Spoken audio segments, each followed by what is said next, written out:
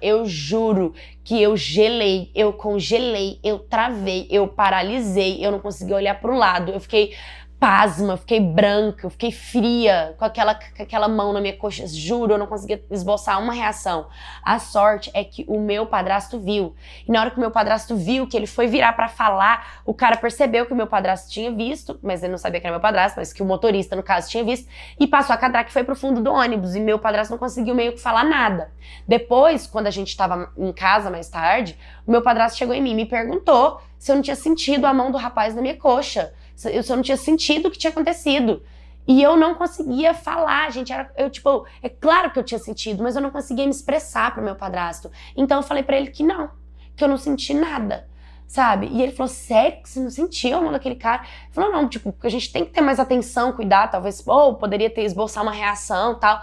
E eu neguei pra ele que eu tinha sentido alguma coisa. E aquilo, nossa, aquilo ficou na minha cabeça. Eu fiquei, gente, por que que eu não consigo falar? E sozinha, no meu canto, eu chorava, sabe? Me sentia triste, porque eu não conseguia falar.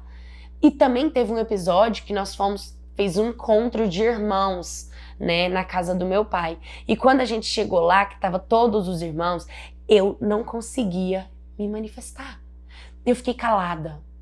Da hora que eu cheguei até a hora que eu fui embora, sendo perturbada pela galera falando, fala alguma coisa, por que você não tá interagindo? Eu não conseguia interagir, eu não conseguia conversar, não conseguia me manifestar. Eu ficava o tempo inteiro assim, sabe, só observando. E eu fiquei refletindo, pensando, por quê? Por que que eu não sei falar? Por que que eu não consigo me expressar? E acabou que isso foi me colocando numa zona tão profunda, tão fria, tão ruim, que foi um dos motivos da minha tentativa de suicídio. Foi quando eu decidi que eu ia tentar tirar minha vida, que talvez eu, tirando a minha vida, seria a melhor resposta para muitas perguntas. E foi quando eu me entupi de remédio. E eu lembro que eu entupi de remédio e eu apaguei. E a cena que eu tenho é de que eu morri. E de que uma luz chegou e de que uma voz falava, seus traumas vão te fortalecer mais tarde. E depois eu lembro da minha mãe chorando, desesperada na minha frente. E aí eu lembro que eu tava no hospital.